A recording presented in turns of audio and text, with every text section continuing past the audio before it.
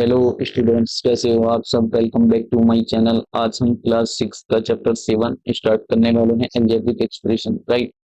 जैसे कि आपको पता होगा, अलजेब्रिक सुनते ही आपको लगता होगा कैसा कि ये बहुत ही डिफिकल्ट चैप्टर है, लेकिन आज हम इसे बिल्कुल आसानी से सीखने वाले हैं, सिंपल और इजी मेथड से। राइट।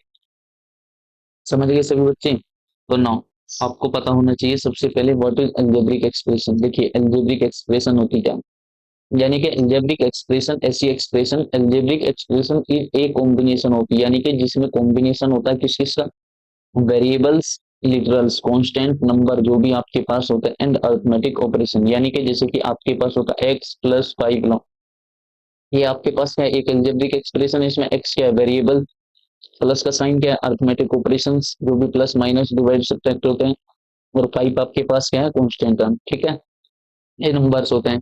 तो इस टाइप से हम इसको पढ़ने वाले हैं, एकदम आसानी से पढ़ेंगे, जो हर एक बच्चे की समझ में आ जाए। ठीक है, तो वीडियो को इसे एंड तक देखिएगा जरूर, हर बच्चे को इसमें कुछ ना कुछ सीखने को जरूर मिलेगा आपको। ठीक है, तो देखिए, हम सबसे पहले इसकी थ्योरी की बात करते हैं, समझते हैं। देखो, कांस्टेंट क्या होता है, कांस्टेंट होता है 1 2 3 4, जितने भी आपके पास नंबर्स होते हैं, क्या होते हैं, यानी कि नंबर्स जितने भी होते हैं आपके पास, उसे हम क्या कहते हैं, कांस्टेंट कहते हैं। राइट। अब बात करते हैं वेरिएबल्स की, यानी कि आपके पास लिखा हो वेरिएबल्स। वेरिएबल्स क्या होते हैं, वेरिएबल्स होते हैं एक्स वाई जेड, जितने भी, यानी कि एल्जेब्रिक एल्जेब्रा, यानी कि ए बी सी डी, यानी कि लेटर्स जो होते हैं, क्या होते हैं, लेटर्स होते हैं आपके पास, उसे हम क्या कहते हैं, उसे हम कहते हैं वेरिएबल्स। राइट। अब बात करते हैं कितने तरीके की एक्सप्रेशन होती है आपके पास, यानी कि कितने तरह की टर्म्स होती है। ठीक है, टर्म्स आपके पास होती है 4 टाइप की। कितने टाइप की टर्म्स होती है, यानी कि एक्सप्रेशन 4 टाइप की। फर्स्ट मोनोमियल्स, फिर होता है बायनोमियल्स, फिर होता है ट्राइनोमियल्स, फिर होता है पोलिनोमियल्स। अब इसे हम डिटेल पूर्वक समझेंगे कि ये होती कैसे कैसे हैं। ठीक है, मोनोमियल्स किसे कहते हैं, बायनोमियल्स किसे कहते हैं, ट्राइनोमियल्स किसे कहते हैं। ठीक है, देखो, फर्स्ट फर्स्ट है आपके पास मोनोमियल। मोनोमियल कौन सी expression, an expression with only one term, यानी कि जिसके पास ओनली क्या होती है, ओनली वन टर्म होती है। कैसी टर्म्स होती है, ओनली वन टर्म होती है, उसे हम क्या कहते हैं, मोनोमियल्स कहते हैं। जैसे कि एग्जांपल है आपके पास 7x4a-3y a 2a² भी इससे, यानी कि आपके पास सिंगल टर्म्स होनी चाहिए, जैसे कि 5x 7x माइनस के 4a² भी, यानी कि ये सारी कैसी टर्म्स है, सिंगल टर्म्स है। ठीक है, तो इसलिए क्या क्या होती है, क्या कहते हैं इसको, इसे कहते हैं मोनोमियल। राइट। अब बात करते हैं, देखिए हम बायनोमियल्स। बायनोमियल्स क्या होती है, देखो, an expression having two terms, जिसके पास कितनी टर्म्स होती है, टू टर्म्स होती है, उसे हम क्या कहते हैं, बायनोमियल्स कहते हैं। राइट।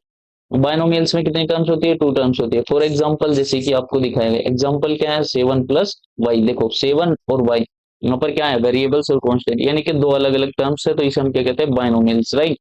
ऐसे ही आपके पास कौन सी टर्म्स है, 3x + के 2y, यानी कि यहाँ पर 3x और यहाँ पर 2y, यानी कि टू टर्म्स है आपके पास। ठीक है, तो इसे हम क्या कहेंगे, बायनोमियल्स। राइट। अब बात करते हैं हम ट्राइनोमियल्स की। देखिए, ट्राइनोमियल होती क्या, an expression with 3 term is called are trinomials, यानी कि जिसके पास 3 टर्म्स होती है उसे हम क्या कहते हैं, ट्राइनोमियल कहते हैं। इसके एग्जांपल देख लीजिए, एग्जांपल क्या है। ठीक है, जैसे कि आपके पास 5x + के 2y - के 3z। राइट। ये भी a² + b² + c², तो यानी कि 1 2 3 टर्म्स इसमें है, 1 2 3 3 टर्म्स इसमें है। ठीक है, तो इस टाइप से इसके पास कितने टर्म्स है, 3 टर्म्स। तो जिसके पास 3 टर्म्स होती है उसे हम तो कहते हैं ट्राइनोमियल। अब बात करते हैं चौथी टर्म, चौथी एक्सप्रेशन कौन सी है, चौथी एक्सप्रेशन है आपके पास पोलिनोमियल।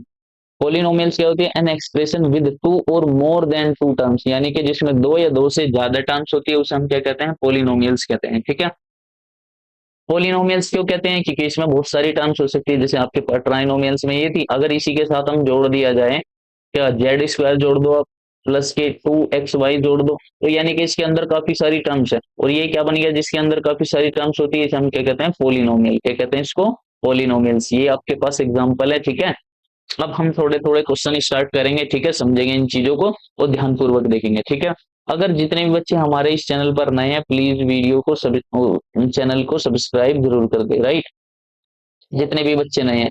ठीक है, ताकि आपको आपके एजुकेशन से, कंटेंट से रिलेटेड और वीडियो मिल सके। ठीक है, वो बेल आइकन को भी जरूर दबा दे। ठीक है, बढ़ेंगे देखिए हम अपने अलग क्वेश्चन की तरफ। समझ गए सभी बच्चे।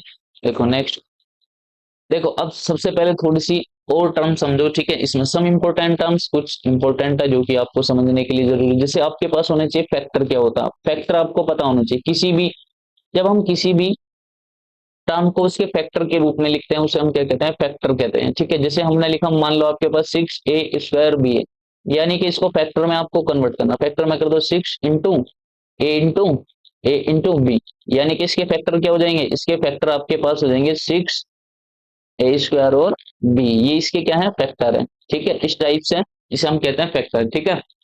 अब बात करते हैं कोफिशिएंट। देखो कोफिशिएंट होता क्या, any factor of the product, किसी भी प्रोडक्ट का कोई भी factor of the numbers and literals, या नंबर हो या लिटरल्स हो, is called the coefficient of the factor, यानी कि उसे हम क्या कहते हैं, कोफिशिएंट कहते हैं। मान लो आपके पास कोई नंबर है 7ax, और आपसे पूछे इसमें न्यूमेरिकल कोफिशिएंट पूछेगा तो आपको ये नंबर बताना ओनली -7, ये लो जी कोफिशिएंट हो गया। बट अगर आपसे पूछा जाए find the coefficient of x, x का कोफिशिएंट आपसे पूछा जाए तो आपके पास क्या हो जाएगा, आपके पास हो जाएगा -7 है। तब आपके पास एक्स का पूछे जाएगा तो एक्स को छोड़कर बाकी जो बचेगा आपके पास वही क्या होगा, कोफिशिएंट होगा, ठीक है। समझ गए सभी बच्चे, समझ गए हम। अभी ध्यान दो, अब बात करते हैं कांस्टेंट टर्म। कांस्टेंट टर्म क्या होता है, an expression with no variables, यानी कि जिसके पास कोई भी वेरिएबल्स नहीं होता है उसे हम क्या कहते हैं, कांस्टेंट टर्म कहते हैं। Factor is called a constant term, ठीक है। इसे हम क्या कहते हैं, कांस्टेंट टर्म कहते हैं, राइट। जैसे कि आपके पास 7 है, 8 है, 9 है, 11 है, 1 है, 2 है, 3 है, जितने भी आपके पास नंबर्स होते हैं उसे हम क्या कहते हैं, कांस्टेंट टर्म कहते हैं, राइट। बस शर्त ये हो कि आपके पास इसमें कोई भी वेरिएबल्स इस टाइप से ना हो, 7x 5x, अगर ये इसके साथ होंगे तो इनको हम क्या कहते हैं, वेरिएबल्स कहते हैं, राइट। अब देखिए एक टर्म्स और समझे, जैसे आपके पास लाइक एंड अनलाइक टर्म्स है, क्या है, like and unlike term, terms with same variable, जिसके पास क्या होता है, सेम वेरिएबल्स होते हैं उसे हम क्या कहते हैं, लाइक टर्म कहते हैं। सिमिलरली जिसके पास डिफरेंट वेरिएबल्स होते हैं उसे अनलाइक टर्म्स कहते हैं। फॉर एग्जांपल यदि हम बात करें, देखो जैसे हमने लिखा 7 है, 8b, क्या लिखा हमने, 8b, 9 है, -12 है, -15 a, ठीक है। अब देखो इसमें जितने ए है जिसके साथ आ रहा है वो तो सारी क्या है, लाइक टर्म्स। कैसी टर्म्स है आपके पास, लाइक टर्म्स है, राइट। कैसी टर्म्स है आपके पास, लाइक टर्म्स, जिसके साथ ए आ रहा है, ठीक है। जैसे 7 है, 9 है, -12 है, -15 है, तो ये क्या है आपके पास, लाइक टर्म। और बाकी जो बचेगा आपके पास डिफरेंट टर्म्स होती है, जैसे कि भी ये क्या होती है, अनलाइक टर्म्स होती है। कैसी टर्म्स होती है, अनलाइक टर्म्स। कैसी टर्म्स होती है, अनलाइक टर्म्स, राइट। तो ध्यानपूर्वक समझेंगे। अब हम अपने क्वेश्चन स्टार्ट करते हैं, टाइप नंबर फर्स्ट की तरफ बढ़ते हैं। देखो क्लास फर्स्ट है आज की हमारी और एक्सरसाइज नंबर 7 है। 7 है बेसिकली इसलिए लिया है ताकि आप सब बच्चे समझ जाए, ठीक है। इधर ध्यान देंगे सभी बच्चे। देखो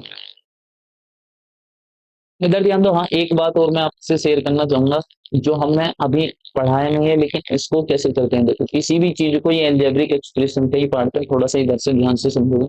मान लो किसी भी चीज को प्रोडक्ट फॉर्म को आपको प्रोडक्ट फॉर्म में लिखा जाता है, ठीक है। आपको प्रोडक्ट फॉर्म में देखे एक्सपोनेंशियल फॉर्म में पूछ लिया, हमने कहा जैसे कि y² का आपको प्रोडक्ट फॉर्म करा तो y की पावर कितनी है, 2, तो y इंटू वाई, ठीक है। हमने कहा 7a², इसको प्रोडक्ट फॉर्म में लिख के दिखाओ तो प्रोडक्ट फॉर्म में क्या हो जाएगा, 7 × a × a, ये इस टाइप से इनको प्रोडक्ट फॉर्म में लिखा जाता है, ठीक है। ये छोटा सा पार्ट है, बेसिकली इतना इंपॉर्टेंट नहीं है लेकिन हाँ समझने के लिए इंपॉर्टेंट है अभी छोटी क्लास में, ठीक है। तो एक बच्चा ध्यान से देखिए, देखिए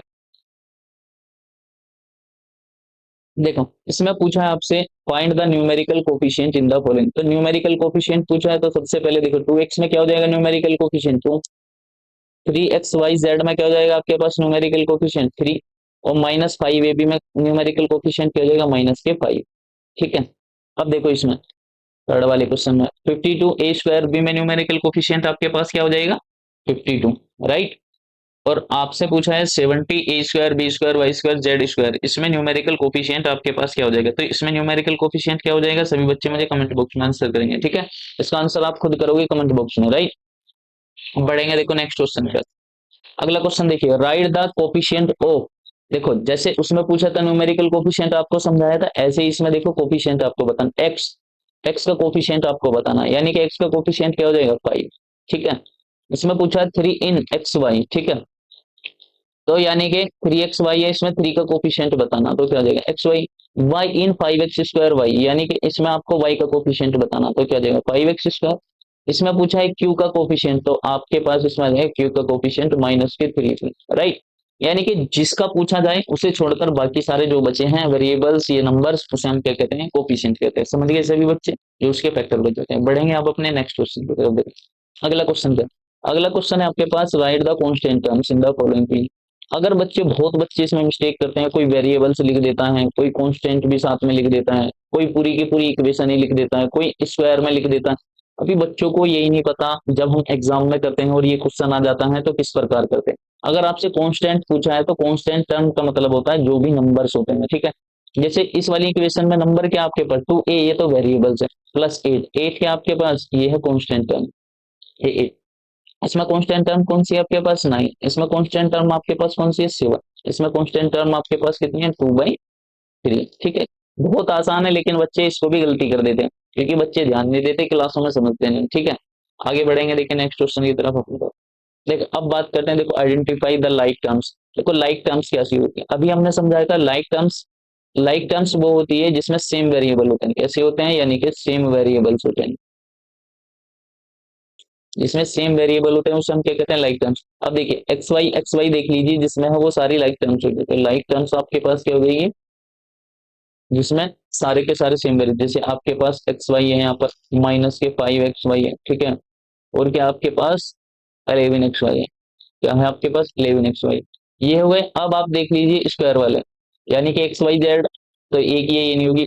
अब देखो एक्स वाई वाले हो गए, अब -5x² y² और आपके पास क्या बचा, -20x² ये आपके पास क्या है, लाइक टर्म। अब आपके पास अनलाइक टर्म्स बची, कैसी terms, unlike terms. Unlike terms क्या होती है, यानी कि जिसमें डिफरेंट वेरिएबल्स होते हैं, ठीक है।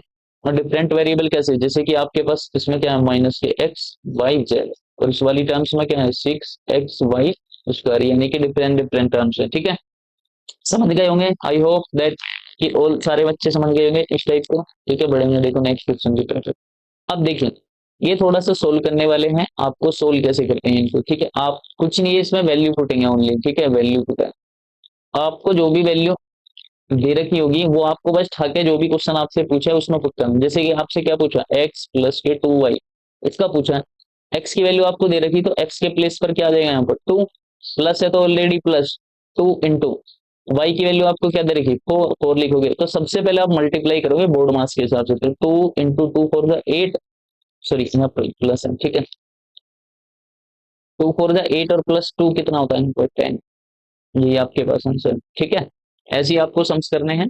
इधर ध्यान दो, जैसे कि इसमें पूछा x + 2y, तो x + 2y, इसमें देखो x की वैल्यू क्या है, यहाँ पर 3 + के 2 इंटू वाई की वैल्यू क्या है, -2। अब देखिएगा 3 + 2 2 क्या होता है, -4। कैसे होता है, जब प्लस की मल्टीप्लाई अब माइनस के साथ करोगे क्या होता है, माइनस का साइन होता है, याद रख लेना। तो 3 प्लस माइनस, अब देखो क्या करें, प्लस माइनस क्या होता है, माइनस। और माइनस के 4 बड़ा है, प्लस के 3 छोटा, तो क्या आ जाएगा, -1। यही आंसर है, ठीक है। पढ़े हैं, देखिए हम अपने नेक्स्ट क्वेश्चन की तरफ होते। अगला क्वेश्चन क्या है, देखिए आपको फिर से इसमें रखनी है वैल्यू, x + 2y। एक्स की वैल्यू आपको कितना दे रखा है, 7, प्लस वाई की वैल्यू कितना दे रखा है आपको, -1। बस पुट कर दो। अब देखो 7 + 2 बन जाए 2 -2, तो अब देखो प्लस माइनस क्या होता है, अभी बताया था माइनस, तो 7 - 2 कितना हो जाएगा आपके पास, 5। ये आंसर, ठीक है। बहुत आसान है, यदि आप इन्हें अच्छे से सीखोगे करोगे, ठीक है। जैसे कि आपके पास x + 2y है, ठीक है। x की वैल्यू आपके पास कितनी है, -10, प्लस y की वैल्यू क्या है आपके पास, 5 दे रखी।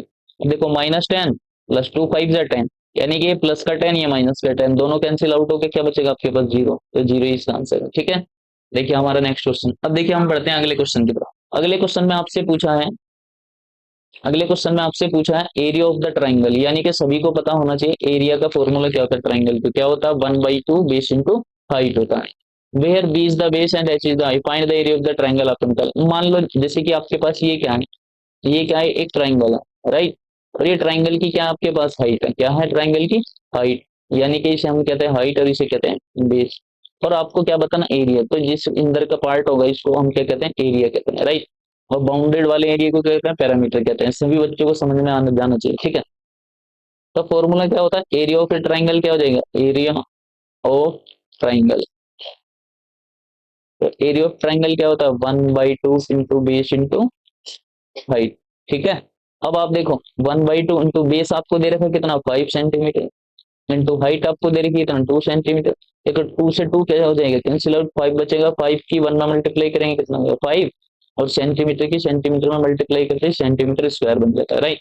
देखो अब सेकंड क्वेश्चन देखो, इसमें भी एरिया क्या हो जाएगा, area of triangle, area of triangle हो जाएगा 1/2 into base into height, right. इधर ध्यान देंगे सभी बच्चे, ध्यान से समझेंगे, 1/2 इंटू बेस, देखिए बेस कितना गिवन आपको 100 सेंटीमीटर, राइट, इंटू हाइट देखिए आपके पास कितना 50 सेंटीमीटर। अब देखो 2 से इसको डिवाइड कर दो, 2 से इसको डिवाइड करेंगे आप 25 टाइम्स, कितने टाइम 25 टाइम्स। देखो 25 की जब आप 1 में मल्टीप्लाई करोगे 25 बन जा 25, और डबल जीरो लगा दो, सेंटीमीटर की सेंटीमीटर में मल्टीप्लाई करके आप करते ही क्या हो जाएगा सेंटीमीटर स्क्वायर, ठीक है। I hope you that all the students clear, ठीक है, सभी बच्चों को समझ आ गया होगा। आगे ध्यान दो, देखो अब देखो ये भी वैल्यू पुटिंग का है, इसमें अलग अलग तरीके से वैल्यू गिवन है, ठीक है, एक्स वाई जेड यानी कि 3 वेरिएबल्स है। तो यहाँ पर एक्स की वैल्यू पुट करो, एक्स की जगह क्या आ जाएगा आपके पास 2 का स्क्वायर, प्लस वाई की जगह क्या आ जाएगा आपके पास 3 का स्क्वायर, प्लस जेड की जगह आपके पास क्या आ जाएगा 1, ठीक है। अब देखो 2 का स्क्वायर क्या होता है आपके पास 4, प्लस 3 का स्क्वायर क्या होता है आपके पास 9, और प्लस माइनस माइनस।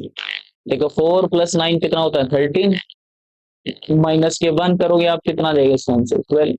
बहुत आसान।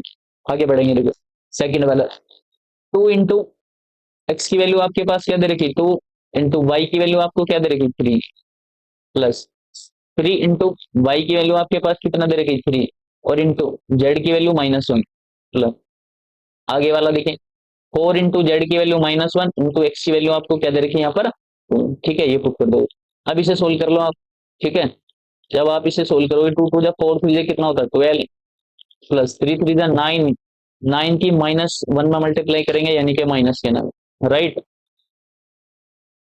आपके पास देखो प्लस है तो यहाँ पर कितना आएगा प्लस 4 1 जा 4, प्लस की माइनस में करेंगे माइनस का 4, और 4 2 जा 8 क्या हो जाएगा माइनस का 8, ठीक है। अब इसे सोल्व करो, प्लस माइनस माइनस, ठीक है, और प्लस माइनस माइनस, राइट। इसी प्रकार आप इसे सोल्व कर देखो, माइनस माइनस वैल्यू, माइनस और माइनस वैल्यू हमेशा डिजिट क्या हो जाएगी आपके पास डिजिट ऐड हो जाती है, ठीक, क्या हो जाती है डिजिट ऐड, और सिंबल कहीं का रहता है आपके पास माइनस का, ये सभी बच्चों को पता होना चाहिए। -8 -9 कितना होता है माइनस के 17, राइट, और ये कितना हो जाए प्लस के, जब आप प्लस का 12 आप माइनस करोगे -17 से तो कितना बचेगा माइनस के 5, ये आपके पास परफेक्ट आंसर है, ठीक है। बढ़ेंगे हम अपने अगले क्वेश्चन की तरफ, ठीक है। ये क्वेश्चन सभी बच्चों के लिए होमवर्क में गिवन है, ठीक है, सभी बच्चे इसको कमेंट बॉक्स में अपना आंसर करेंगे, ठीक है। कैसे है देखिए, a प्लस बी इंटू जिसके पास कुछ नहीं होता क्या लगाते हैं इंटू लगाते हैं, और a माइनस बी, ठीक है। और a की वैल्यू आपके पास कितनी है 3, और b की वैल्यू आपके पास कितनी है -1, यानी कि a की जगह क्या आ जाएगा 3 और b की जगह क्या आ जाएगा 1, ऐसे इसमें दोनों को पुट करके इंटू कर दोगे आपके पास आंसर आ जाएगा। तो एक्सरसाइज आज के लिए हमारी कंप्लीट होती है, फिर नेक्स्ट कल हम एक्सरसाइज नंबर बी करने वाले हैं, ठीक है, और बी में थोड़े से अच्छे अच्छे क्वेश्चन है उसे ध्यानपूर्वक करेंगे। ये कब करोगे आप, तब इस चैप्टर को अच्छे से, इस एक्सरसाइज को अच्छे से क्लियर करोगे, ठीक है। जो बच्चे इस एक्सरसाइज को नहीं करेगा वो आगे की क्लास में भी नहीं कर पाएगा, क्योंकि आपको वेरिएबल्स कांस्टेंट ये पता नहीं होगा तो आप वहां पर घूम जाओगे, तो ये हमें कैसे करना है, ठीक है। सभी बच्चों को मेरा नमस्कार एक बार फिर से, बाय बाय, टेक केयर, मिलेंगे फिर नेक्स्ट वीडियो में, तब तक के लिए धन्यवाद।